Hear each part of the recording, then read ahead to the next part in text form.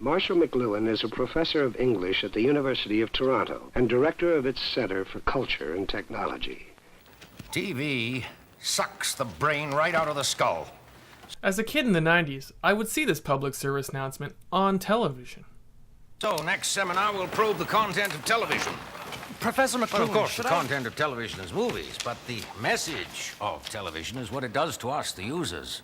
So then I would ask myself, what does television do to us as users? Are you saying that the medium is more important than the message it carries? No. The medium is not more important than the message. It's obvious. The medium is the message.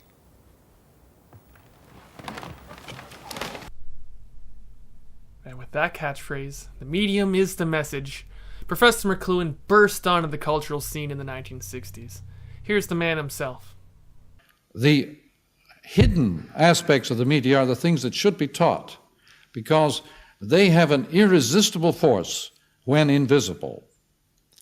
When these factors remain ignored and invisible, they have an absolute power over the user. So, yes, the sooner that the population, or the young or old, can be taught the effects of these forms, the sooner we can have some sort of reasonable ecology among the media themselves. My name is Clinton, and in this series, Silicon and Charybdis, I will be using clips from many different sources to paint a mosaic of multiple perspectives on how our world in the past 50 years has been shaped by the leading edge of users and artists with digital technologies, and how our society has been built up and shaped using them right up to the present day of 2017 with smartphones and social media. But it's going to take a long time to get there, so let's get right into the story. Medium is not something neutral.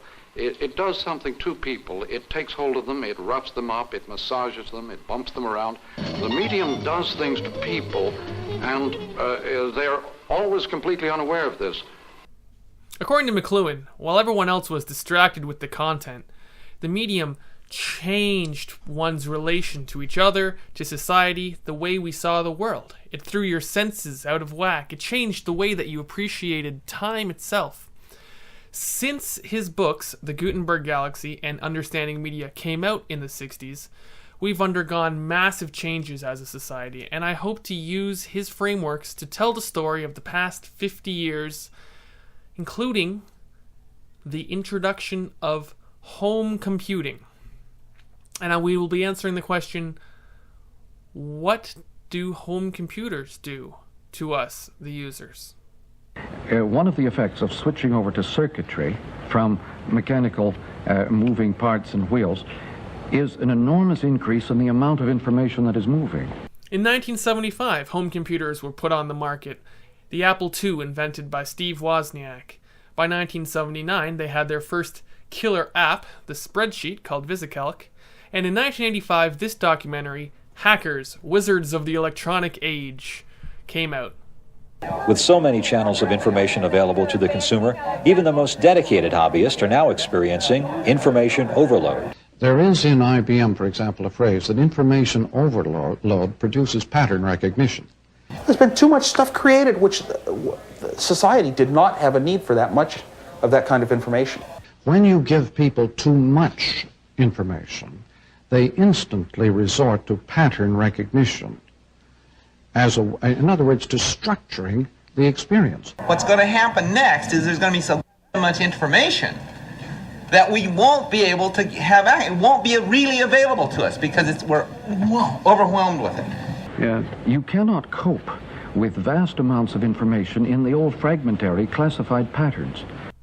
Since he said those words, we have entered what we call the information age. The artist, when he encounters the present, the contemporary artist, is always seeking new patterns, new pattern recognition, which is his task, for heaven's sake. The artist is always a jump ahead of technology and is engaged really in giving you images of what sort of effects it's likely to have upon you later on. Professor McLuhan uses a very interesting definition of artist here.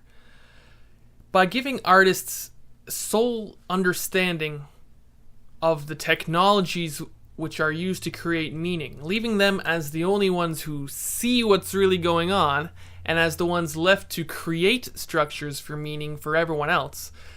He creates this relative difference in time. Every age creates as a utopian image, a nostalgic rear-view mirror image of itself, which puts it thoroughly out of touch with the present. The present is the enemy. The present is and this will delight you, Norman, the present is only faced in any generation by the artist. The artist is prepared to study the present as his material because it is the area of challenge to the whole sensory life, and therefore it's anti-utopian. It is the absolute indispensability of the artist is that he alone, in the encounter with the present, can give the pattern recognition. He alone has the sensory awareness necessary to tell us what our world is made of. The only art form left for you today is your own natural environment. You have now to program it as if it were a work of art and an environment. Your very environment itself is a piece of art to be created by you. It's a very powerful concept and an interesting definition of freedom. And yet, it's hard not to see machines as being controlling or shaping or oppressive in the way they are introduced into our environments today, especially when you don't understand them. What I'm saying is that Western man today is at the mercy of his own machines. That's a very old notion and a very dull notion. But because it's dull doesn't mean that it's not necessarily true. To therefore welcome the interplay of more and more powerful concatenations of machines doesn't necessarily mean that one's working on the side of the angels, Marshall. No, but these machines are extensions of our own beings and our metaphors, literal, not figurative.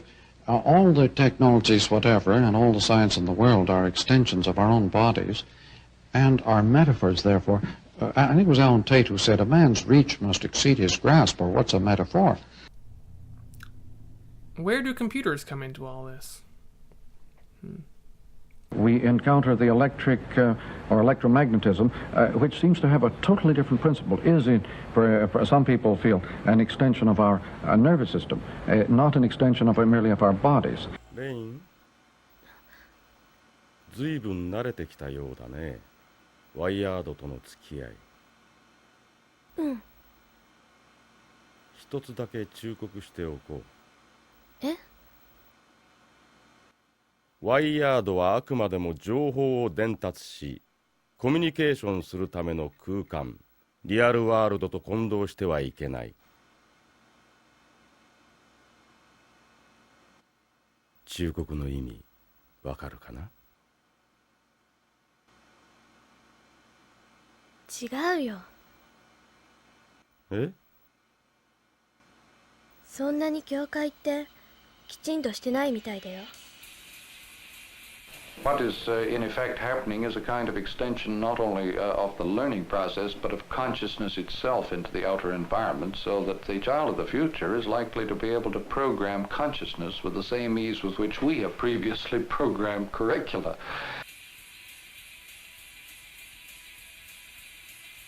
もうすぐ中に入れるんだよ。フルレンジ、フルモーションで私をメタファライズさせて。Look at the new environments as metaphors of our own bodies and nervous system. I'm perfectly prepared to, but what I see there is a dreadful nervous system and a hideous body. All right, but don't feel too disturbed if I use metaphors to discuss these metaphors. McLuhan certainly didn't have computers, especially home computers, in mind as a medium. The reasons for this will be made clear in the next episode of Silicon and Charybdis.